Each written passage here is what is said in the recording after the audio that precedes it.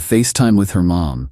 She said, "Don't worry, I'm just having fun. I'd never actually marry a mechanic." Forgot I was in the background. I quietly packed my tools and left.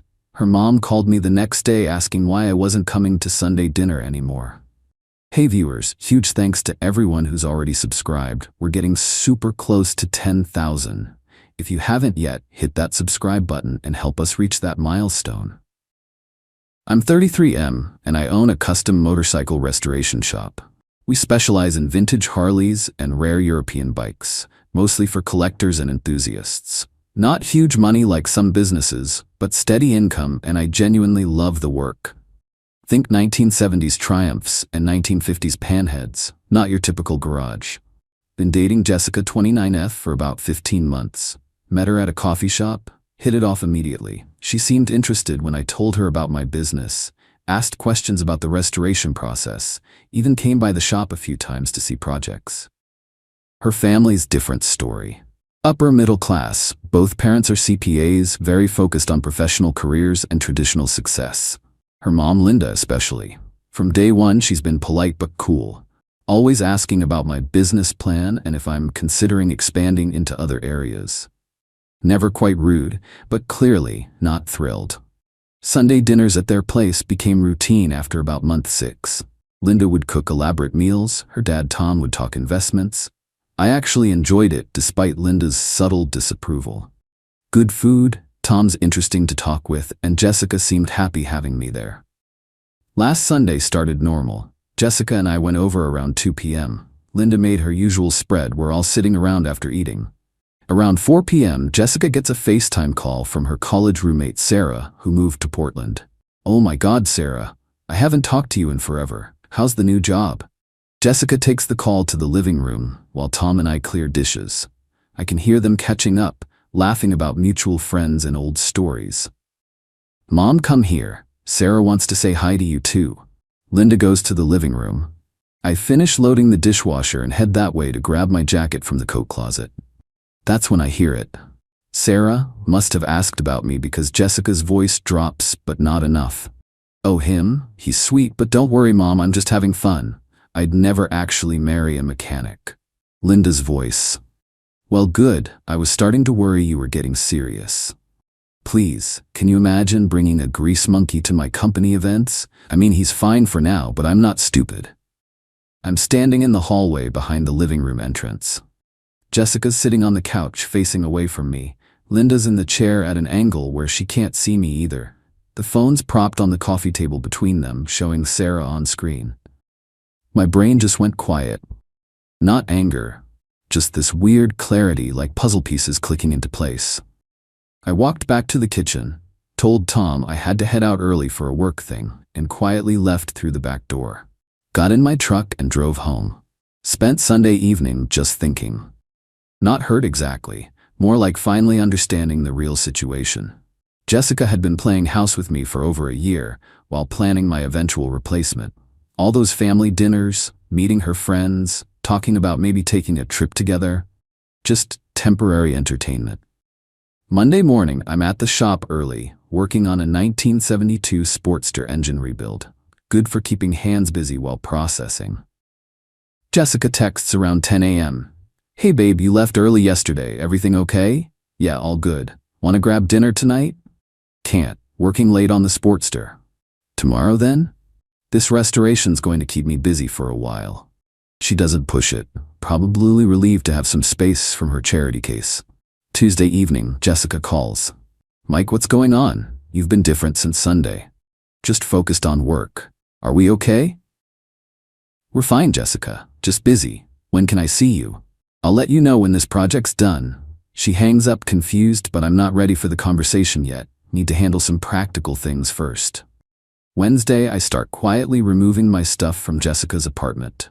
Basic tools I kept there for emergencies. Socket set, multimeter, jumper cables. Things I'd brought over during 15 months of fixing her car problems and helping with moves. Thursday, I update my emergency contact information at the bank and insurance company. Had listed Jessica a few months back when she offered after I mentioned not having family nearby. Seemed practical at the time. Friday morning, Linda calls me. First time she's ever called directly. Mike, honey, Jessica mentioned you two had some kind of disagreement. What happened? Interesting. Jessica told her we fought but didn't say what about. No disagreement, Linda. Everything's fine. Well, good. We missed you at dinner Sunday. You're coming this weekend, right? Actually, I'm going to be tied up with work for the foreseeable future. What? Why? Did we do something wrong? Nothing wrong, Linda. I just realized Sunday dinners aren't really working for my schedule anymore. That seems sudden. Are you sure everything's okay? Everything's fine. Take care. I hang up before she can ask more questions. Jessica shows up at my shop Friday afternoon while I'm reassembling the Sportster engine. Mike, we need to talk. About what? About whatever's been going on with you. My mom said you're not coming to dinner anymore. Are you ending things? Just been thinking about what we both want long term. What do you mean? I wiped my hands and looked at her standing there in her business outfit, looking annoyed that I'm disrupting her routine. I mean whether we're actually compatible for the long haul. Of course we are. We've been together over a year. Have we been together, or have you been keeping me around temporarily? Her face changes. Mike, I don't know what you think. I know exactly what I think, Jessica. I heard what you said to your mom on Sunday. She goes pale. I didn't mean it how it sounded. How did you mean it then? My mom's been asking about our future, and I was trying to buy time. By telling her you'd never marry a mechanic and calling me a grease monkey? I was just managing her expectations. I wasn't thinking clearly. You were thinking very clearly. You were being honest about how you see me and my career. That's not true. It's completely true. And that's fine, Jessica. You're allowed to want what you want, but I'm not interested in being your temporary entertainment. Mike, please. We're done. Take care of yourself. I went back to my engine work and she eventually left. Saturday brings texts all day. Apologies, explanations, requests to talk. I don't respond. Sunday morning, Linda calls again. Mike, what happened? Jessica's been upset all weekend. Did she tell you what she said on her FaceTime call? She said you overheard something and misunderstood it. Linda, I heard your daughter tell her friend that she'd never marry a mechanic and wouldn't bring a grease monkey to work events. There's nothing to misunderstand. Long silence. She was talking about you? She was talking about me to you. You were part of the conversation. Another silence. I remember that call now. I thought she was speaking hypothetically. She wasn't. Mike, I had no idea you heard that. Now you do, and now you know why I won't be coming to dinner anymore.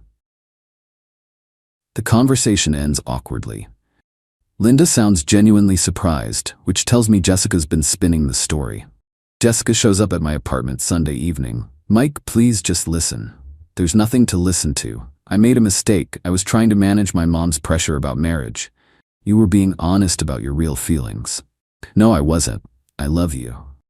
You love having someone convenient who fixes your problems. That's different. That's not fair. Fair? You spent 15 months planning to trade up from me and got caught saying it out loud. She starts crying, but I'm past caring. Go find yourself a nice accountant, Jessica. Someone your mom will approve of. I close the door. Been 4 days since then. She's left notes, flowers, even tried coming to the shop again. I told my employee Jake not to let her pass the front office area. Her friends have been messaging me about being stubborn and unforgiving. But this wasn't a momentary mistake. This was her real opinion about me and my work. Said when she thought I couldn't hear it. I'm not angry. Just done wasting time on someone who saw me as a placeholder while she looked for someone better. Back to building bikes for people who actually appreciate the work. Update 1 week later. This week's been educational. Thanks for the comments and support. Good to see most people understand why I'm not interested in being someone's backup plan until Mr. Right shows up. Jessica's damage control campaign has been predictable. She's telling everyone I misunderstood what she said and I'm being unreasonable about a simple miscommunication. Monday, her friend Chloe showed up at the shop. Mike, you're being ridiculous. Jessica loves you. Jessica loves convenience. She made one comment to get her mom off her back. You're destroying a good relationship over nothing. Chloe, she called me a grease monkey and said she'd be embarrassed to bring me to work events, to her mother, while her mother agreed.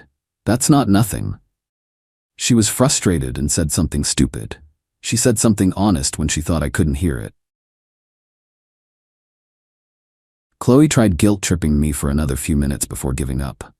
Tuesday brought an unexpected call. Linda again. Mike, I owe you an apology. For what? For my attitude toward you. I had a long talk with Jessica yesterday about what happened. Okay? She tried to blame it on me, said I'd been pressuring her to find someone more professional and she was just telling me what I wanted to hear. And? I told her that was nonsense. I never said anything about wanting her to date someone more professional. Linda explained that after our conversation, she'd been thinking about her own behavior toward me. I realized I had been standoffish about your work without really understanding what you do, so I looked up some information about motorcycle restoration. Most people don't know much about it. I didn't know the skill level involved, or that vintage bikes can be worth serious money. I was judging based on assumptions. Happens a lot in my line of work. I also realized you were always respectful to our family, even when I was being difficult. I appreciated the dinners, Linda. Tom's been asking when you're coming back. He really enjoyed talking with you about business and current events. Tom's a good man. Would you consider coming this Sunday? I promise Jessica won't be there. I thought about it. The dinners had been nice, except for the underlying tension I now understood better. Maybe. Let me think about it.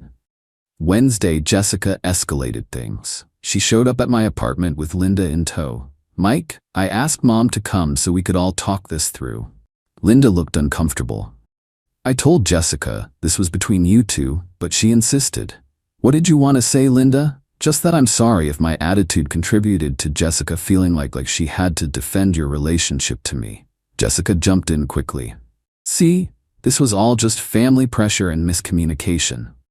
I looked at Linda. Did you ever tell Jessica she shouldn't date mechanics? No. Did you ever say she should find someone more professional? No. I said she should find someone who treated her well and had their life together. You clearly qualified. Jessica's expression shifted as her excuse fell apart. Linda, when Jessica said she'd never marry a mechanic on that call, did you agree because you felt that way too? Linda looked at Jessica, then back at me. I agreed because I was surprised she felt that way, not because I shared the opinion. I was actually confused by her comment. Jessica, stop. You said what you said. Own it, instead of trying to blame everyone else. The dynamic was changing right in front of me. Linda was seeing her daughter's character more clearly. Mike, I'll do anything to fix this, Jessica said desperately. There's nothing to fix.